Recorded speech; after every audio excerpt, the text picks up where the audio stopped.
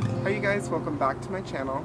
So this is going to be a two-part video compilation series that's just going to be showing off two of my favorite retouching techniques for people who just want to amp up their portraiture game a little bit more and just create that flawless skin look. So these are frequency separation and dodging and burning. Now of course, just like anything on Photoshop, there's so many ways to do this, but these are just my preferences.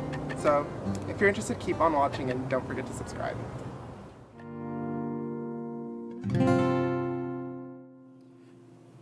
Okay, you guys, so let's jump right in. So while I'm setting up my screen, let me just give you guys a quick run through of what frequency separation is. So essentially, an image is made up of both high and low frequencies, or the textures and the colors. And when you do this technique, you successfully separate both of them so that you can work on textures and colors independently from one another without blotching it up.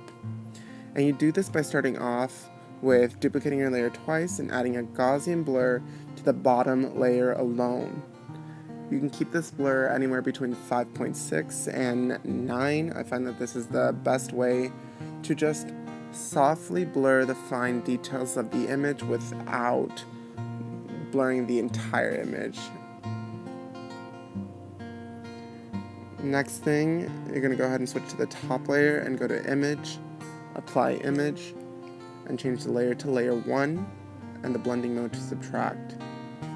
And you want to do this because you want to strip away that top layer from the bottom layer. Your scale and offset should be set to 2/128 at this point as well.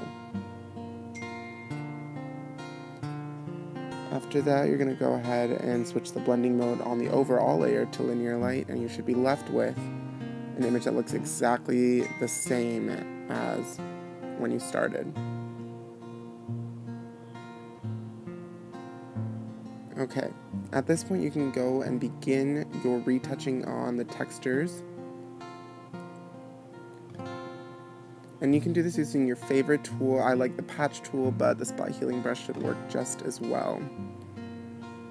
And patch tool is just my favorite tool. And I'm just going over the fine lines on the skin, any little pores that I want to get rid of.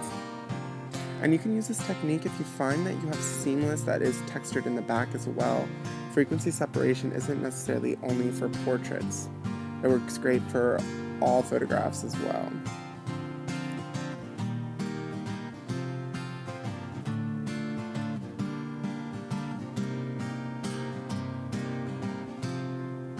For the sole purpose of this image, I'm not going to go ahead and go over every little bit of texture that I want to get rid of. Okay, so now working on the colors layer, I'm going to go ahead and make sure that my lasso tool is feathered.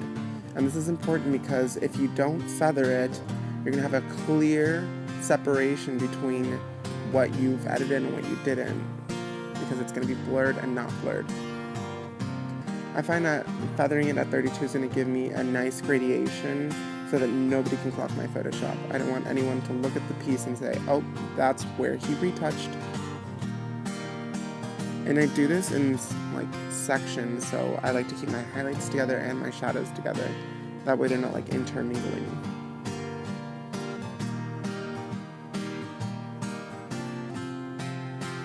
And you can do this in small or big chunks. It's really open to you.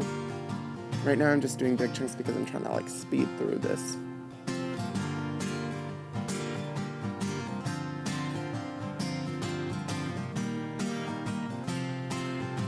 And the best part about this technique is once you've successfully separated your colors from your textures, it makes it so much easier for you to retouch things like blotchy undertones or really, really texturized skin. Now, you really want to think of this as a base to your retouching.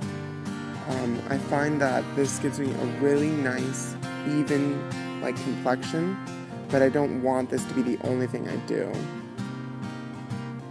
And I'm doing this to the makeup as well because I really love when I can't see where eyeshadow begins or where it ends. I want people to think, wow, they were born with a glitter cut crease.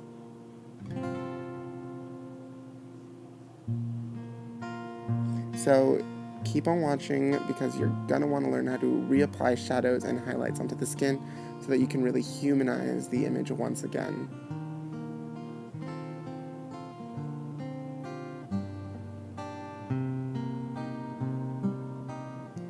So this is just like applying foundation. You wanna remember to add the contour or else it just looks flat. So stay tuned for the next image and don't forget to subscribe.